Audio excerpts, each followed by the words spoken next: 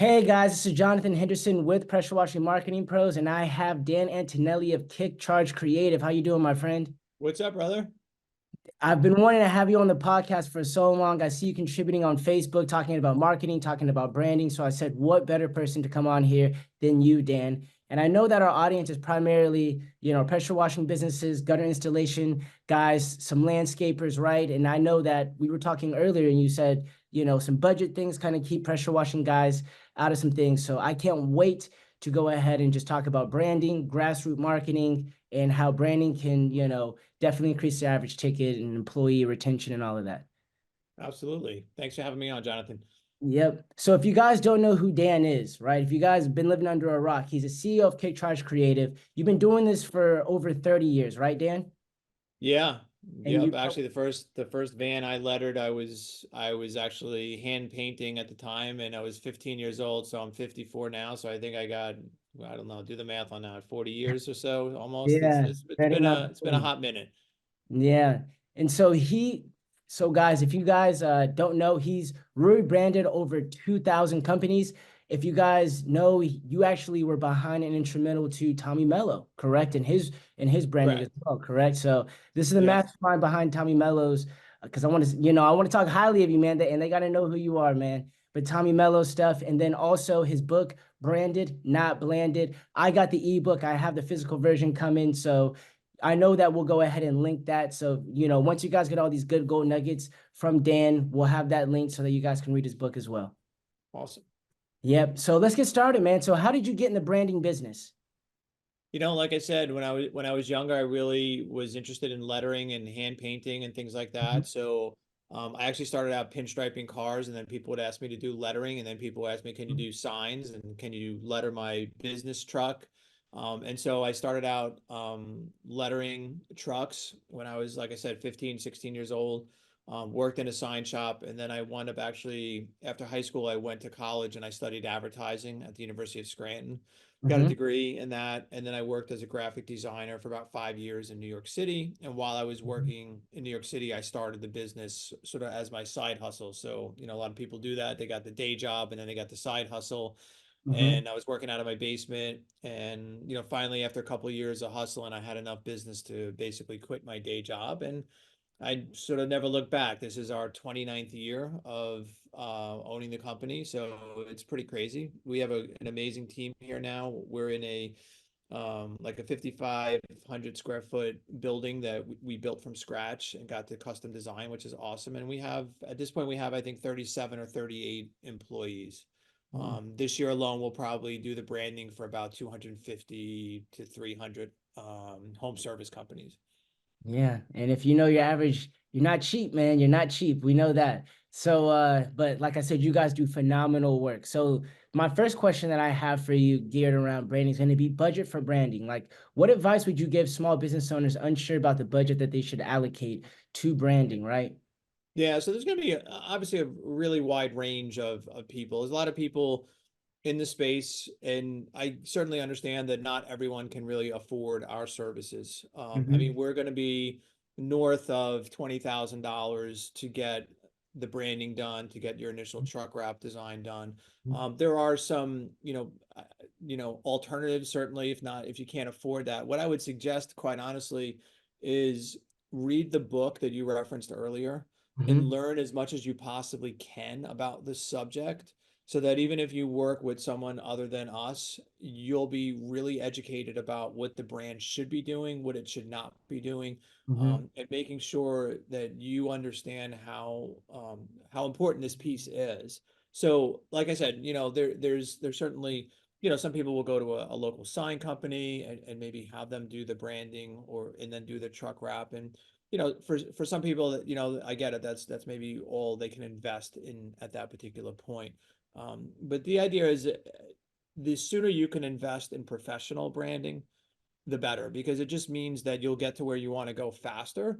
Mm-hmm. Your marketing spends will be lower, your average tickets will be higher, ease of recruitment so there's a lot of things that go along with it. I kind of like the phrase that the most expensive logo you'll ever buy is one you paid the least for. And if you think about that, because it's not just, again, it's all those other things that you'll be working against that will be costing you money in the long run. So, not everyone can afford us, day one, and I certainly respect and understand that.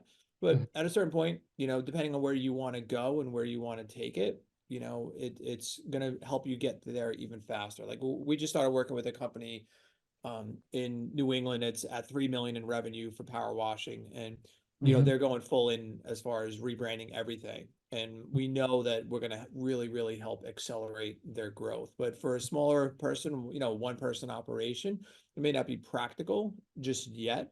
But certainly that's why I wrote the book, because what I hated to see is I hated to see so many young entrepreneurs or new people in business make these really, really fundamental mistakes, whether Hmm. it's the name that they choose, or even how they do the logo. And I thought, again, not everyone can really use us, but I can do the best I can to share as much information as I know on the topic. In 30 years of doing it, I've learned a couple of things. Hmm. And so I just really want everyone to win. I want everyone to have the best opportunity to win. And that's essentially why I wrote the book, because I'm just like, oh my God, like if this could get in the hands of people the day that they have the idea to start a business, it'll save huge amounts of headaches later on. And if they're a couple of years in, it'll still really help them understand what they're working up against. So, a lot of, like I said, what we do is just trying to teach people how to be disruptive within your community. How do people know your brand name? How do you leverage your truck so people remember your name when they need service? Those are the types of things that the book talks a lot about. Hmm. So you talked about some of the branding mistakes, right? Without naming all of them, can you name some of like the top three or the most critical ones? I know naming is a big one, and I see you always contribute in that around the space when it comes to that. But can you tell me like two or three of the most critical mistakes you see new business owners or any business owners make when it comes to their branding? Yeah, well, naming is a huge one. So that's typically the first mistake they make. And that's unfortunately that they make that on day one. Certainly the idea of not understanding who they're selling to is another mistake. So meaning they design a logo that they personally love, and they forget that the logo is actually meant for who they sell to. So Hmm. thinking about the target audience, which is typically women demographics for home service purchasing decisions. So how Hmm. does your logo communicate to a woman, and thinking about them as your audience and not saying, "Oh, well, I got to love my logo." Well, yeah, I mean, I want you to love your logo too, but we need to make sure that she loves your logo. And the other thing too is just doing things that are like really painfully obvious. So, Jonathan, like if you went on Google right now and you typed in power washing company logos, Hmm. you know what you're going to see? Fiverr You're going to Central, see a whole right? bunch of logos that look very, very similar. You're going to see a whole bunch of logos with power washing wands and really painfully obvious things, right? Hmm. But think about, how do you stand out then from all the other people? How do you do something that feels like something that they might remember? And again, that's the notion of what we're trying to do, is be sticky in people's minds. How do you rent space in Mrs. Jones's mind so that she doesn't go on Google and type in power washing near me? She goes on Google and types in your brand name, because you're going to win that battle a lot easier for a lot less money. So those are, some of the more basic things that we see people get wrong. And, really generic clip art that feels painfully obvious. There's no real distinction in it. You're not giving the homeowner a reason to believe there's a reason to pay you a premium for your service. Those are all the things. So when you see guys complaining like, "Oh my God, like no one wants to pay me the money I want to charge." Well, does it look like the homeowner should pay you a premium, or do you look like, you know, you just, not professional, you're not using the right tools, you don't have the right brand image, the equipment looks terrible, your van looks terrible, your truck looks, so those are all the things that factors into what she believes she should pay a premium for. Hmm. No, you're right. Women love designer stuff, right? Women, the Gucci bags, Yeah. the Louis bags, all of that, the brand name stuff. So we don't want skulls with, fire behind them and all that, right? Goals and, mascots that look like they may beat the hell out of you are Yeah. generally not a good idea. No, understandable. Can you just name one thing, like one common pitfall about the brand name, like guys, so that they don't make a like the number one thing when it comes to naming? You don't have to name all. Probably the single worst possible naming architecture that you can use for any company in home service is one that uses initials. Hmm. So, JH power washing. Hmm. Why would I ever remember that? Yeah. Why would I ever think twice about that particular brand name? What would cause me to remember that? Hmm. And also, what promise does it deliver? right? Mm-hmm. So when you think about promise, it's always advantageous if the brand name can speak to a promise, meaning what do I expect to get? I've never heard of JH Henderson, or sorry, JH Power Washing, right? But I saw one of their trucks. Do I think it's going to be an amazing experience? Or if it was, pro clean power washing? Mm-hmm. Well, now I'm sort of saying, well, professional and clean, you know what I mean? So I have a different mindset now about maybe what that experience might be. It's not quite as memorable as some other names, but last name brands, initial base brands are the two worst possible names to use for your business. Some of my clients gonna listen to this, and one Yeah, of they're my gonna be pissed off. Yeah, yeah, they're they're gonna gonna be, be like, and it's fine. Like there are many, many successful companies that use initial base brands and use last name brands. Typically, what happens though is they need to spend more money making people remember them or hoping people remember them. And listen, out of the 2,500 brands we've done, maybe 1,000 to 1,500 of them perhaps use a last name based brand. Use typically initial based brands, we have them immediately change the name. But um, if you've been in the community for decades, if you're typically over 5 million in revenue, those are all things that I would say you know, that's where we sort of use that as a barometer. Should you change the name? Is it okay to leave the name? But ideally, if you're small, pick a name that is sticky and people will remember. Give them a reason to remember it. There's no reason to remember, ACH power washing. There isn't. No matter what kind of graphic you put on the side of the truck. I got a guy that's been cutting my grass for 20 years. mm-hmm. Like no lie. I tell this story all the time. The dude's cutting my grass. He's got a 19 or 18-foot trailer. It's got his logo on it. I don't AGH landscaping, something like that. Like honestly, I cannot for the life of me remember it because there's no reason to remember it. It was if it was called Lawn Rangers, like I'd remember that. Long Like, you ranges, know yeah. what I mean? So think about how much time and effort goes into trying to get people to remember your name and pick names that will be more memorable. Mm-hmm. Yeah, I know. So that's really good advice. And so I have like a million questions right now, but I think I'm gonna condense it to like two because it's gonna be around marketing. So what do you say to those guys that say, you know what, man, I don't really like branding doesn't really matter when I first start off. I should just market, market, market. And I know that can lead and segue into what you talked about where you said that and I've seen it firsthand with some of the clients that have really good branding like we run Google ads for them or we have their website stuff, it's just higher conversions, right? And so Oh you're yeah. Yeah. you're paying less, right? But then when you have just like generic brand, you don't have good photo, things like that, it's one of those things that you are going to pay higher because it's like more people are going to click on it without converting. So what do you tell the first part of this question is what do you tell guys that just say, hey man, just marketing, dude. I just, I'll always change my brand later. It doesn't matter. I just need to get jobs. I don't need to worry about that. Because there are people that will say that, like, hey man, you don't need a fancy Yeah. logo. You don't need any of this. You just need to know how to market and sell. What do you say to those guys? I mean, it depends on what they're trying to accomplish. If they're happy just, being in the truck, working in the business, not on the business and never getting out of the truck, then, maybe that's fine for them. But if you're trying to scale, if you're trying to grow, if you're trying to increase your average tickets, you got to look the part. Like honestly, like you have to look like there's a reason why Mrs. Jones would pay you more money. And so you see a lot of people struggle with pricing, especially. They're like, Mhm. you've got a lot of people in your world that, they're not insured, they're not doing things the right way, and they're just doing stuff for cheap. They go out there, they make a couple $100 for the day and they're happy. So what reason do you give to Mrs. Jones as to why you're going to do a better job, why you should be paid a premium, all those things. And then it's the same thing, like you're saying, as far as, and the data, what the data says about conversion rates, booking rates, what they say about how much inbound branded keyword searches happen with a better brand versus a poor one. Like we have tons and tons of data that essentially just prove it beyond a doubt. Like we have data that's showing like a better brand, and this is comparing like 25 companies that we didn't do the branding versus 25 companies that we did the branding for. And it's like a 10x in terms of inbound branded keyword searches. And then when you look at the conversion rates, when they come into the site, it's double. So 12% conversion rate with a great brand versus 6% on a poor brand. So all the people that are crying about how much they're a slave to Google and paying Google, paying Google, paying Google, it's like, well, wouldn't it be better if they just knew your name right away? Wouldn't that just be so much better if everyone within 5 miles of where you're trying to service knew who you were?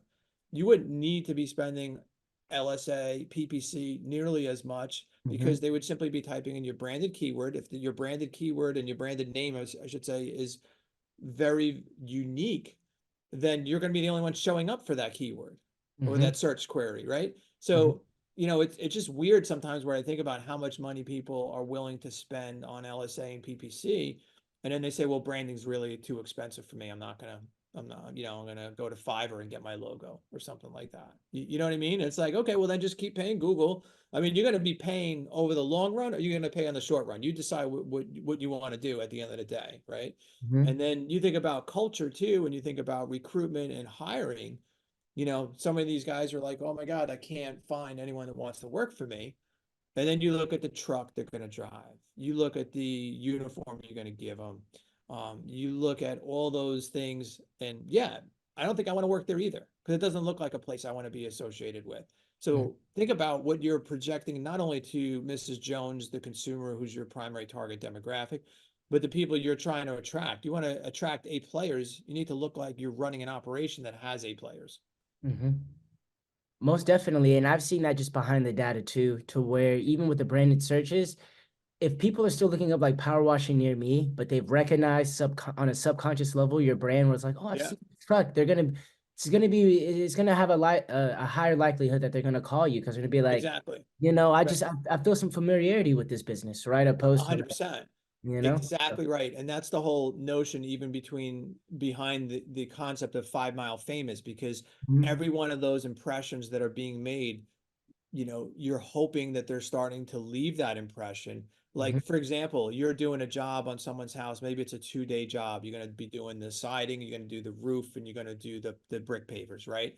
Your mhm, truck's going to be there for 2 days, but you've got a site sign that you leave up there for a week. Now, everybody in that community, in that neighborhood, is driving by and seeing that, oh my God, this is who they use to do their power washing. So you assign trust not only because the branding is done well, but because your neighbor just used them. So like, oh, they must have done the research to see if this is good company. So I should probably use them too. So every one of those impressions, again, what message is it delivering? Is it delivering brand promise? Is it sticky for them to remember maybe in 2 months or mhm, 2 weeks later? That's the other part of it is you have to remember too that when you look at even site signs and truck wraps and things like that, 95% of the people looking at that truck wrap at that given moment do not need you, but mhm, they may need you in a month or a week or whatever. So how do I remain in their minds when they need it later on? And if you're going to be TS power washing, well, good luck trying to live in their minds with a name like that and a brand like that. It's going to be super hard. And if you're using that generic wand, well, everybody uses the wand. Like you're mhm. not going to say, "Oh my God, I remember TJ power washing because they had a wand." Yeah. No, you're not gonna. But if it was an elephant and the trunk was power washing it, Hmm. and the name had something to do with elephant cleaning or something like that, right? Right, You'd something probably like remember, that.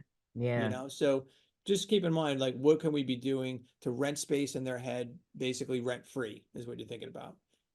Definitely. So how can people measure the ROI on branding? Like, can you discuss how they can calculate kind of the return on investment? Because so a lot of people would just think like, look, man, I have tangible numbers from my marketing that I can calculate, right? I spent this much, I got this many leads, this is how much it cost me per lead, this is how much I close, right? But they might say with branding, like, I don't know what the ROI is. This, I changed my logo, but how am I able to go ahead and measure that? Yeah, so I mean, that's a great question. It's something that we spend an awful lot of time really trying to measure and gauge. There's a page on our website that is called Success Stories, and there's literally 50 examples of companies that we've rebranded and what the subsequent revenue increase was afterwards. Mhm, So, the things that we see immediately, average tickets, huge, huge piece of it. Lowered marketing spend is the other piece of it, mhm, and then just the amount of leads that the vehicle itself is generating from all those impressions. So for us, it's just something that we spend a lot of time asking them 6 months post rebrand. Well, what does the revenue numbers look like? And it's not all 100% because of the rebrand, right? So I don't want to say you got to have great leadership, you have to have great processes, great software. mhm, All those things need to be in place. But the issue, the real thing, Jonathan, when you think about it, is a lot of companies perform a great service. They just don't look like they do, mhm, right? Mhm. So what if you could make it so that before you got in the door, she thought these guys are the absolute best at this. And I'm going to pay a premium for it because they are the best of it. I'm not looking for bottom of the barrel. I'm not looking for the cheapest way I can make my house look perfect. I want the best way to make it perfect. So, like I said, ROI, we look at the marketing spends of these companies post rebrand. A lot of them have been able to significantly lower their marketing spend, and then Mhm. even conversion rates and booking rates. Like you look at booking rates as a key KPI. Some of my clients are over 90% booking rate. Like, can you imagine 90% booking rate, meaning 90% of the people who call actually reschedule a job to show up? Yeah. In the home service I get it, certainly on the plumbing, heating, and air, it's a slightly different deliverable because there's usually a sense of urgency with that. Like, I don't urgently need you to power wash my home, Mhm. right? Yeah, But of course. the data really doesn't lie in terms of that. And I can assure you that the people who go through the process with us and they look back 6 months ago, none of them say, "Oh my God, I spent too much money on branding." Everyone's Mhm. like, "Oh my God, why didn't I do this sooner? And this was the best investment we've ever made." Because it also affects mindset. It also affects culture. Mhm. So these guys get so excited about the new brand. They're so proud to wear it. They have this renewed enthusiasm and energy about it. And then the employees really catch on to that too. And they're like, Yeah. well, this company's making an investment in my future by doing this also. They're trying to build a better place for me. So it's always usually, again, when it's done right, it's something that the ROI is typically realized very quickly. Mhm. No, that's awesome. Like you said, I always tell my clients that there's different levels of marketing to where you have that, which I'm glad that you explained that to where you said like an HVAC, or HVAC, I should say, plumbing, it is emergency based. Then there's kind of need based where you need it, like pressure washing, like you do need it, but it's not like emergency, right? And then there's Right, right. wants, right? Like landscape lighting, you don't need that. You know what I mean? But you want it, Sure. right? And so Yeah. I can see how if you had a really good brand, like if you're just a chuck in a truck, when you're doing landscape lighting or something like that, people are probably like, I don't want this guy. But if you look professional and then it's a want, people will be like, hey, I want the best to give me this Yeah. landscape lighting because I want this. So I'm glad you say that because I always speak that to my clients as well. So I want to get a little bit into marketing also. So you're big advocate of grassroots marketing. Can you give me some of like the most effective grassroots marketing tactics you've seen or implemented? And then my next question is going to just be digital versus traditional marketing as well. But let's start with the grassroots marketing. Yeah, so if you go back to what I said earlier about the concept of being 5 mile famous, so what can you be doing to be 5 mile famous within your community? So there's simple things. So typically the things we like to see, obviously you invest in the truck wrap, like that's an easy one, right? Mhm. And do it well, do it correctly, do it so it's legible, so I can read it from a distance, so I can remember it, right? All those things. Site signs, another simple thing to be doing. If you could get the homeowner to leave it on their lawn, you take $10 off their bill to let it on their lawn for a week or something like that. All those impressions matter. Next thing is attend community events. Okay. Get a booth at a community event, get a float in the parade with your branding on it. Have stuff to hand out to families when they come to your booth, something that's going to bring in families. Like we do a lot of mascot branding where we have clients who get the brand mascot made into a physical mascot. So now you've got this big giant, maybe it's a teddy bear or bear mascot, and all the mothers and fathers come with their kids and they take pictures next to it. All those things take work.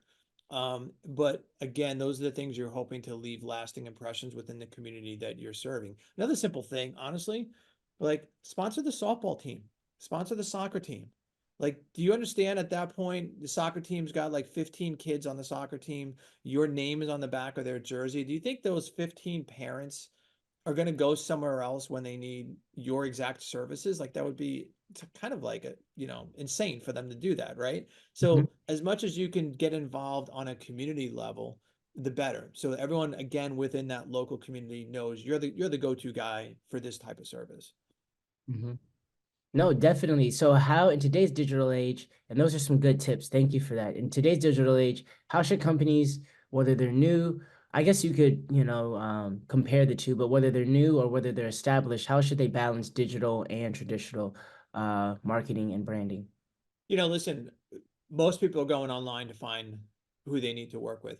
The Hmm. scary thing is that over 80% of the people online looking for a home service contractor do not know the name of a contractor to use, Hmm. right? So think about that. how much money is being spent to put your name in front of them.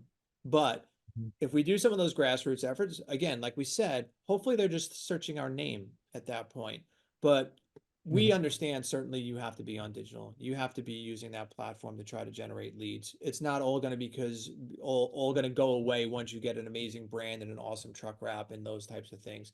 But we do want that marketing spend to be lessened.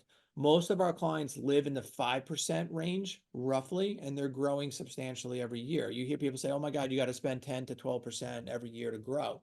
Well, a lot of the companies that say that and the owners who say that actually have really crap brands, right? And they need to spend 10 to 12% to grow. Obviously, the objective is to spend the least amount of money possible while generating the maximum number of leads. So it's going to be a nice mix between traditional print advertising and of course digital, but the bulk of the budget for most of our clients obviously stays online, whether they're doing social media marketing and then they're doing traditional either PPC, LSA, those types of things. But even when you think about the grassroots level and say, well, what can I be doing to build my social presence? What can I be doing to have people again remember this unique brand name when they need it? Like have fun with social media, be authentic with social media. Be engaged in the Facebook community pages when people ask for a power wash or offer tips, offer the difference. Like again, too, like some people don't even understand like the difference between like a soft wash and regular power washing. What are you doing to educate people on why like your power washing isn't going to completely destroy this homeowner's siding? Like, Mhm. so you've got to be out there educating at the same time as you're doing your marketing. Mhm. Bingo, bingo. So, I want to kind of segue into how have you seen the concept of branding in the home service sector evolve over the last 3 decades since you've been doing this for over 30 years? I think the biggest thing we've seen is the impact of fleet branding and truck wraps when they're done correctly. Mm-hmm. So that's the really key part of that statement is Mm-hmm. it's so critical that vehicle in the community. There's so many impressions being made by a vehicle, and you could compare a vehicle wrap to traditional like a billboard. And a billboard, depending on where you are, that may cost you 1,000 or 3,000 or 5,000 a month, right? But you'll actually have so many more impressions from a single vehicle Mm-hmm. that the cost per impression is the absolute lowest of any medium in existence in terms of advertising, even better than radio. So like leveraging the vehicle has become a really, really crucial piece in the marketing mix. So I've seen certainly that change where before, people had used to just put vinyl lettering on their truck. Mm-hmm. Or maybe if they just started and all they could afford was a magnetic sign on their truck. But you certainly see a lot more people understanding how critical that vehicle itself is in their marketing mix and making sure it's done well. And I think that that's something that over the last 5 years, it's really, really accelerated. There's certain industries where it still feels a little behind on that particular point. Before Tommy Mello really sort of started talking a lot about branding, garage door space was a space where there weren't a ton of people talking about how important it was in that particular vertical. We've since done about 30 or 40 garage door companies and their branding. So it's become a lot more, people are a lot more cognizant of that.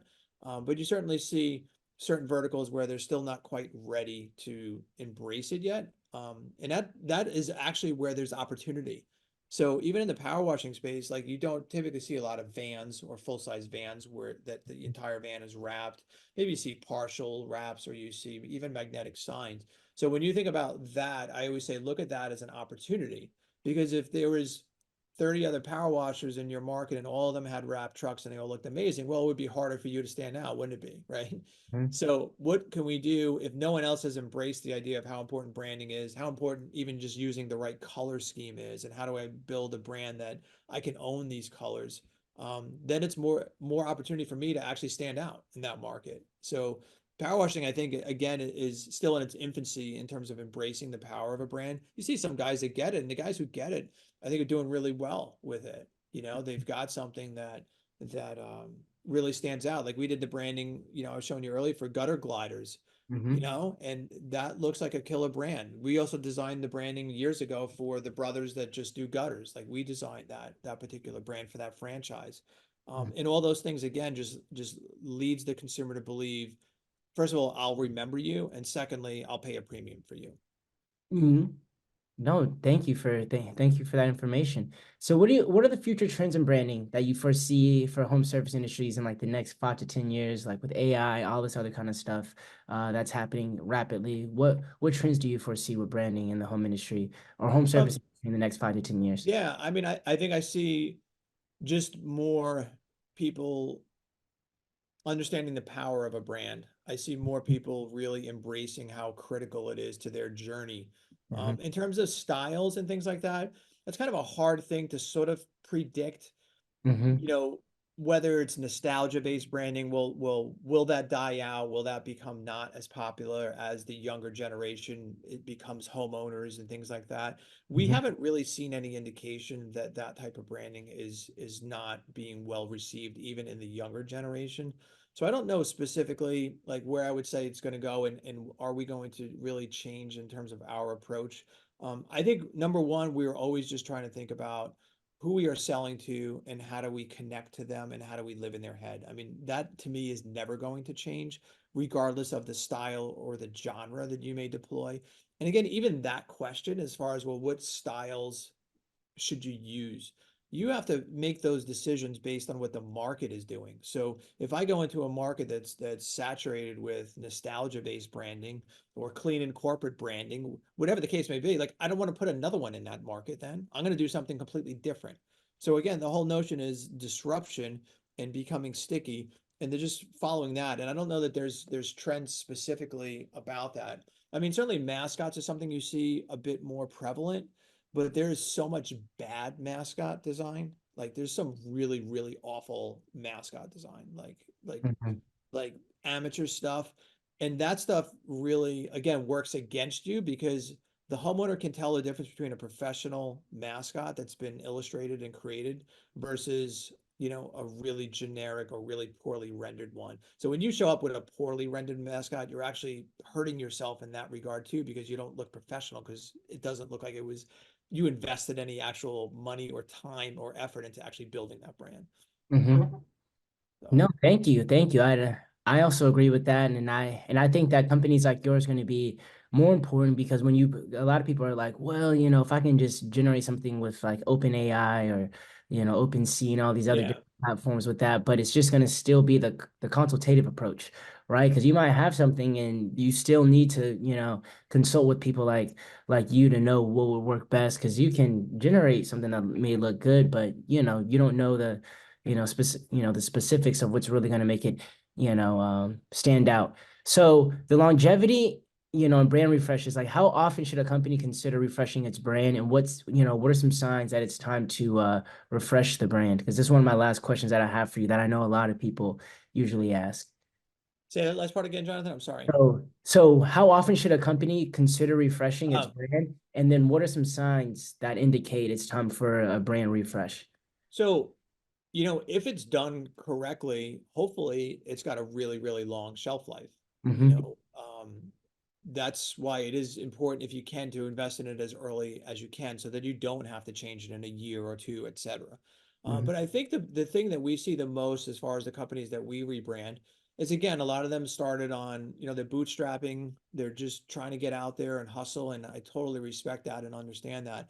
But at a certain point, what generally tends to happen is this brand that you launch that you started with and you did the best you could, and a lot of things, again, you didn't even know, you didn't know that it was a bad idea to name it after myself or my kids or my initials, whatever the case might be. But the most important thing is, does the brand represent who you are today? Mm-hmm. Right? And does it look as good as the service you actually perform?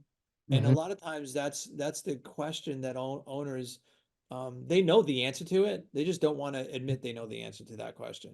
They know it doesn't represent them. They know it doesn't look good. They're showing up at the job and they don't feel proud anymore because it's not representative of what they've evolved into. Mm-hmm. So I think being introspective and looking inward and saying, if I just handed my business card to someone on an elevator, what's the takeaway? What do they honestly believe they would get if they hired me? If they saw my truck in Home Depot while I was in there getting some parts or something like that, do they think that they're going to get the best job, or are they not thinking that? So I sort of use the analogy in the book that old brands for owners are like warm blankets, right? They're super comfortable.